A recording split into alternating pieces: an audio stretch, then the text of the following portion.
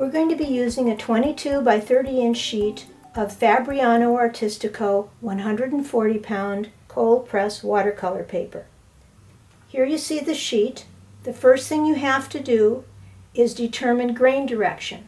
The grain direction of your paper, both for your inside and your cover, must run parallel to the spine. So the fold must fold with the grain.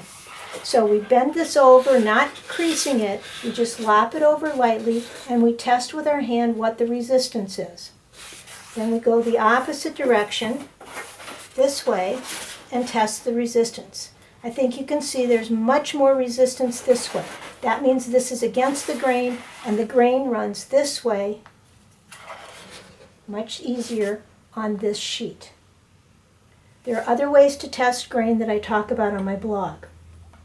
Now, 22 inches from here to here, we have to divide that. I'll pop in some tear diagrams so that you can see how I made my decisions. But for our purposes, we're going to have a 7-inch tall booklet, and then we're going to have an 8-inch piece left over. So we're going to start by measuring from this top cut edge and aligning the 0 point of our yardstick with the top edge there. And we're going to come down to 14 inches, which is 2 times our height. I'm going to make a mark there. That leaves us from 14 to 22 down here. We'll worry about that later. We're going to go to the other end of the sheet and do the same thing. From the top edge at the 0 point in our yardstick down to 14 inches. Make a little tick mark. Now, we're going to turn the paper, and this is why you need a yardstick, so that you can have it go the whole length of what you're tearing. We want to have alignment on the edge of our yardstick with that first tick mark over here and our last tick mark down here. Sometimes they'll come out a little bit of alignment as you're working, and so you need to check them a couple times. With a lot of force, push your hand down here. With your bone folder, take the side edge, not the point, and score between the 2 tick marks, pushing against your yardstick. Do not remove the yardstick. Immediately reach under, find that crease with your fingers. You should, of course, have washed your hands beforehand so they don't have oil or lotion on them, and push up against the ruler to restate that crease that you've already made with the scoring. This will be difficult to see if you just remove the ruler at this point. Once you've stated that, you can set the ruler aside and you can fold this part.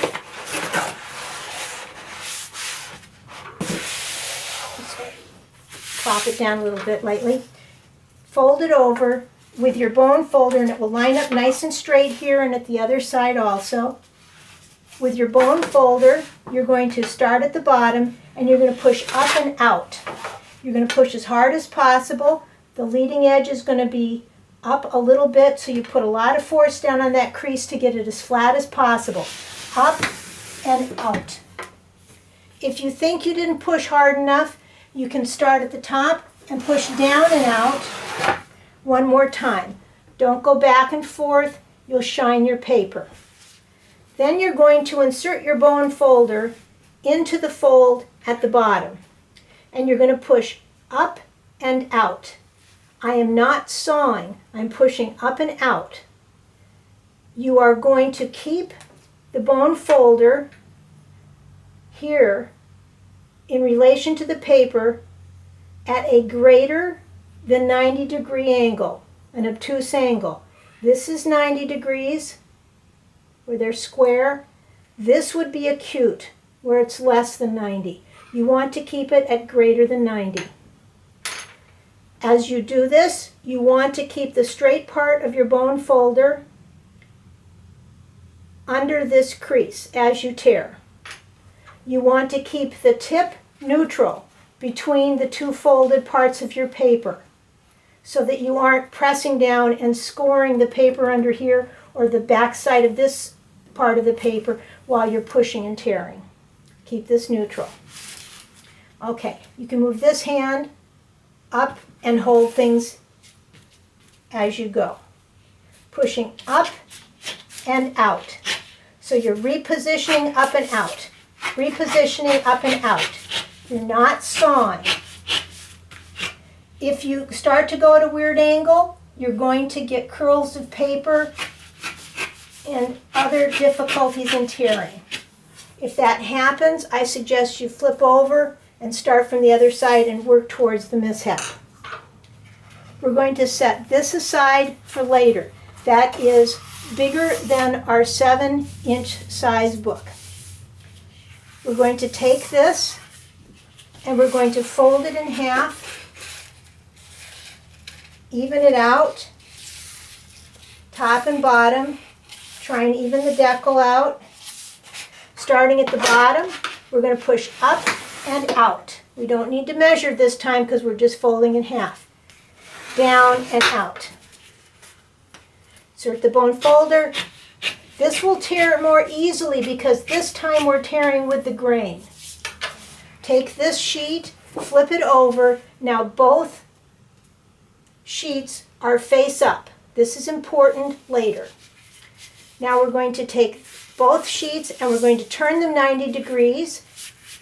For this particular sheet, the decal is going to be at my top and I'm going to be folding the other two edges together. Whatever kind of paper you're going to fold, you'll work out the grain and the turning and stuff for yourself. I'm going to take this and I'm going to fold it in half. Oops. Lining up these edges. Push at the bottom, push up and out. That keeps the ease going the way you want it, and you end up with even edges over here. If you don't think you got it all the way, push down and out. This is against the grain this time, so it's going to be a little bit more difficult. It may even be difficult to start. There we go. Remember, you're going to push up and out. This is why I have Band-Aids on my fingers. I'm moving them along this surface. If you do a lot of pieces of paper like I'm going to be doing today after I film, then I would end up with roughed up skin there. It wouldn't be visible, but the next morning I wouldn't be able to move my hand like that. So just beware. Now, this is the same surface as that, but we put them together like this for right now. We're going to stack them all up. We're going to open it up and stack them on top so the same surface is still on the top. Take this down, fold it over,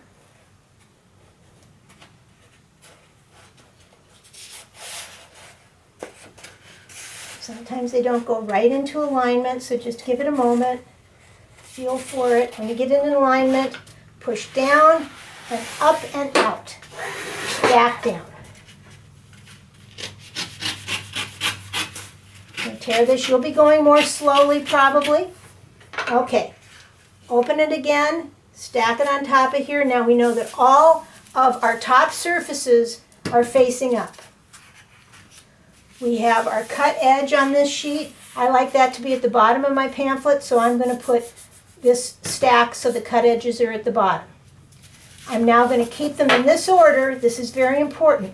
One at a time, I'm going to take them and fold them over, and I'm going to line them up here so that I can collate them. Take this, fold it,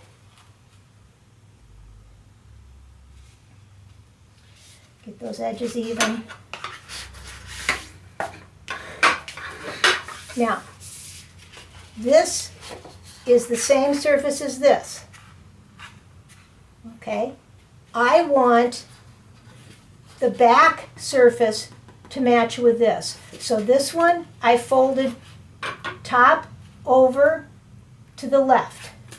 This one I'm going to fold under to the left so that the back surface is in the inside. The reason I do that,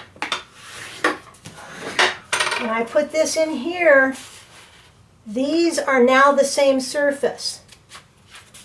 Okay? And that means I can draw across this spread without the surface changing. Now, this is the front, and that's the front, so this time we just fold over to the left, like that.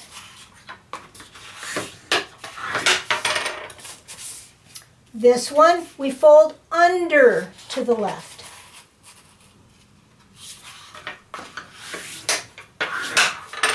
And then we collate these right into the center here. These two we've already done.